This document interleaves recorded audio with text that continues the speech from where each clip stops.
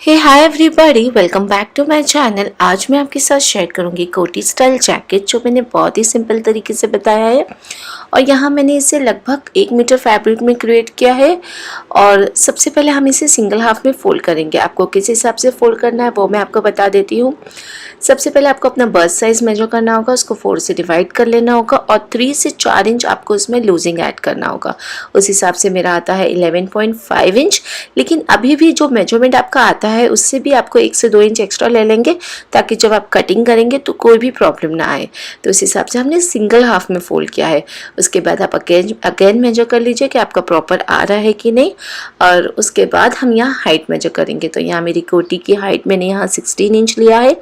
1 inch extra लिया है जो मेरा कटिंग में जाएगा, मतलब मार्जिन लिया है मैंने। और फिर वहाँ से हमने एक स्ट्रेट लाइन ड्रॉ कर लिया है और एक्स्ट्रा फैब्रिक को हम कट करके निकाल लेंगे इस तरीके से। यहाँ मैं बैक पार्ट की कटिंग करूँगी सबसे पहले। तो आप देख रहे हो, इससे हमने इस तरीके से सिंगल हाफ में फोल्ड किया है। उसके बाद ऊपर से आपको हाफ इंच का मार्जिन देते हुए एक स्ट्रेट लाइन ड्रॉ कर लेना होगा। फिर वहाँ से आपको अपना शोल्डर मेजर करना होगा। आप अपना शोल्डर आप अपनी कुर्ती के हिसाब से ले सकते हैं, जितना आप अपनी कुर्ती में लेते हैं उसी हिसाब से आपको अपना शोल्डर लेना होगा। तो यहाँ मेरा शोल्डर है 6.5 इंच। तो मैं फोल्डर साइड से 6.5 इंच पे मार्क कर लूँगी एक पॉइंट। फिर वहाँ से हम अपना आर्मोल्स मेजर करेंगे, 1 इंच एक्स्ट्रा लेंगे अपने आर्मोल्स पे। तो मेरा आता है 7.5 इंच और इसे हम जोड़ लेंगे एक स्ट्रेट लाइन देते हुए। उसके बाद हम वहीं से जहां हमारा आर्मोल्स फिनिश होता है वहां पे हम अपना चेस्ट बस्ट मेजर करेंगे। आपका जितना भी बस्ट साइज है उसको आप 4 से डिवाइड कर लीजिए और 1 इंच लूजिंग ले लीजिए। तो मेरा आता है 9.5 इंच। कोटी थोड़ा लूज अच्छी होती है इसलिए हमने 1 इंच लूजिंग लिया है। अब बॉटम से ऊपर की ओर आपको 1 इंच पे एक पॉइंट मार्क करना होगा। फिर जहाँ पे आपने 1 इंच पॉइंट मार्क किया है वहीं पे आपको अपना कमर का मेजर लेना होगा। कमर का मेजर आपका जितना भी है आपको 4 से डिवाइड करना होगा और 1 इंच लूजिंग ऐड करना होगा। तो मेरा आता है 8.5 इंच। तो 8.5 इंच पे एक पॉइंट मार्क कर लिया है, इसे हमने चेस्ट बस्ट के साथ जोड़ लिया है। और फिर बॉटम हम इस तरीके से हल्का सा घुमाव देते हुए जोड़ लेंगे। तो आप देख रहे हैं इस तरीके से हल्का सा कर्व शेप देते हुए जोड़ लिया है। अब हम यहाँ नेक की मार्किंग करेंगे। तो विड्थ हमारी यहाँ है 3 इंच और डीपनेस हमारी यहाँ 2 इंच है। दोनों ही पॉइंट्स को मार्क करते हुए कर्व शेप दे दिया है। फिर आर्म रोल्स की तरफ आपको इस तरीके से हाफ इंच का एक पॉइंट मार्क करना होगा और अपना शोल्डर स्लोप ड्रॉ कर लेना होगा। फिर हम अपने आर्म होल्स में इस तरीके से राउंड शेप दे देंगे अंदर की तरफ और साइड से हमने 1-1 इंच का मार्जिन दिया है। सिर्फ 1-1 इंच का मार्जिन काफ़ी इनफ होता है, इस हिसाब से हमने 1-1 इंच का मार्जिन देते हुए कट कर लिया है। तो आप देख रहे हैं मेरी बैक पार्ट की कटिंग हो गई है। अब हमें यहाँ फ्रंट पार्ट की कटिंग करना होगा। तो हमने इसे अगेन इस तरीके से फोल्ड किया है, लेकिन जब आप फोल्ड करेंगे तो आपको 2 इंच एक्स्ट्रा फोल्ड करना होगा क्योंकि फोल्डेड साइड से हमें 1.5 से 1.5 इंच का मार्जिन चाहिए। तो आप देख रहे हैं फोल्डेड साइड से मैंने 1.5 इंच का मार्जिन मार्क करते हुए एक स्ट्रेट लाइन ड्रॉ कर लिया है और अपना फ्रंट पार्ट प्लेस करते हुए हम ऑल ओवर ट्रेस कर लेंगे अपना शोल्डर्स, आर्मोल्स, साइड्स। हमने यहाँ ट्रेस कर लिया। आर्मोल्स फ्रंट और बैक का दोनों सेम होता है, यहाँ हमने कोई डिफरेंट कटिंग नहीं किया है। कोटी या जैकेट में आर्मोल सेम होता है। फिर बॉटम से हमने इस तरीके से स्ट्रेट लाइन ड्रॉ कर लिया है और चेस्ट बस्ट की तरफ भी आपको इस तरीके से स्ट्रेट लाइन ड्रॉ कर लेना होगा। उसके बाद चेस्ट बस्ट का जहाँ आपने लाइन ड्रॉ किया था वहाँ के नीचे की ओर आपको 3 इंच मार्क करना होगा। ये लगभग सारे मेजरमेंट के लिए सेम होता है और इसे हम जोड़ लेंगे अपने शोल्डर से। तो आप देख रहे हैं इस तरीके से हमने जोड़ लिया है कर्व शेप देते हुए। ये हमारा नेक का पार्ट रहेगा और बॉटम में कमर की ओर हमें 3.5 इंच पे एक पॉइंट मार्क करना होगा। 3.5 इंच जो हमने मार्क किया था वो हमने अपना 1.5 इंच का मार्जिन छोड़ते हुए मार्क किया था।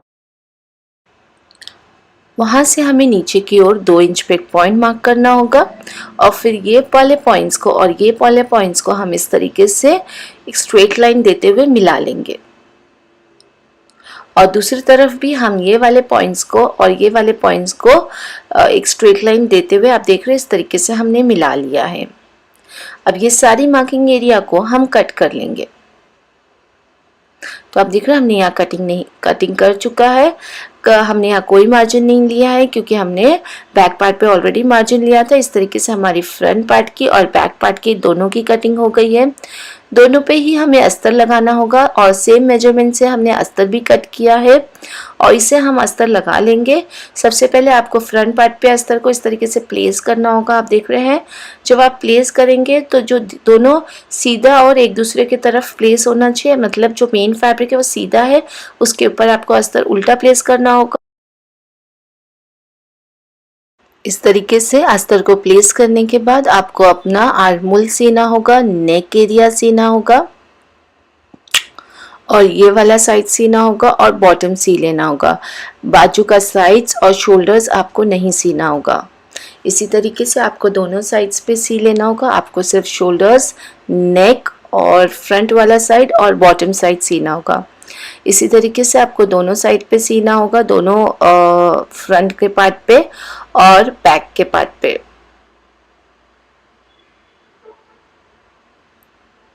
बैक पार्ट पे भी आपको सेम इसी तरीके से प्लेस करना होगा। अपना बैक वाला पार्ट सीधा रखना होगा, अस्तर उसके ऊपर उल्टा प्लेस करना होगा और आपको नेक, आर्मोल्स और बॉटम सी लेना होगा, साइड्स और शोल्डर्स नहीं सीना होगा। तो आप देख रहे हैं हमने यहाँ सी लिया है फ्रंट पार्ट पे। अब हम इसे फ्लिप करेंगे। फ्लिप करने से पहले आपको इस तरीके से नेक एरिया पे और आर्मोल्स एरिया पे इस तरीके से छोटे छोटे कट्स दे देना होगा। ये कट्स इंपॉर्टेंट है ताकि जब आप फ्लिप करेंगे तो कोई भी झोल नहीं आएगा आपके फैब्रिक में। अब हम साइड से फ्लिप करेंगे।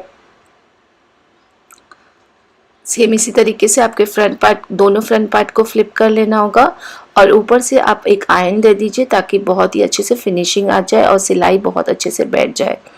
तो आप देख रहे हैं सेम तरीके से हमने दोनों पार्ट को फ्लिप कर लिया है। इस तरीके से ये आएगा ओवरलैपिंग होते हुए आपका फ्रंट पार्ट। अब हमें यहाँ बैक पार्ट लेंगे। तो बैक पार्ट को हमने यहाँ फ्लिप नहीं किया है। सबसे पहले नेक और आर्मोल्स को हम छोटे छोटे कट्स दे देंगे।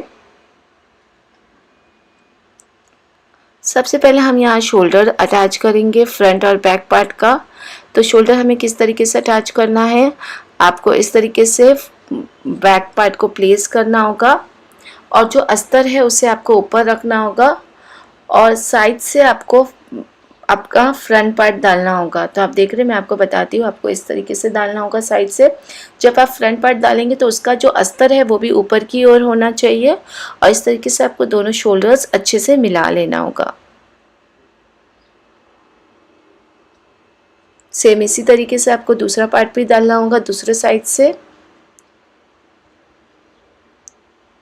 और जो अस्तर है वो ऊपर की ही ओर होना चाहिए। दोनों अस्तर जैसे फ्रंट और बैक दोनों का अस्तर ऊपर के ही ओर होना चाहिए और दोनों शोल्डर्स को हम मिला लेंगे और शोल्डर्स यहाँ अटैच कर लेंगे।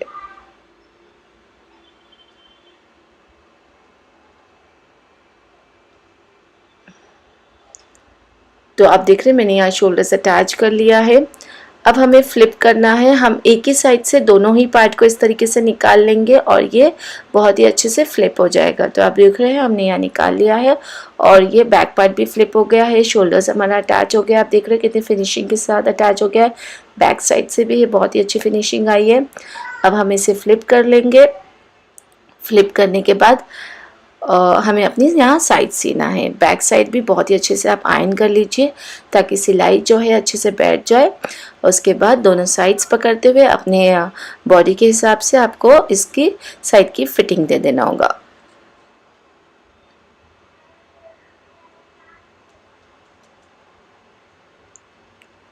तो आप देख रहे हैं मैंने यहाँ दे दिया है और ये मेरी कोटी तैयार हो गई है। यहाँ आप हुक या बटन लगा सकते हैं और ऊपर से भी आप एक शो बटन लगा सकते हैं इसे टाई करने के लिए और ऊपर से आप एक शो बटन लगा सकते हैं और इस तरीके से मेरा ये कोटी तैयार हो गया है।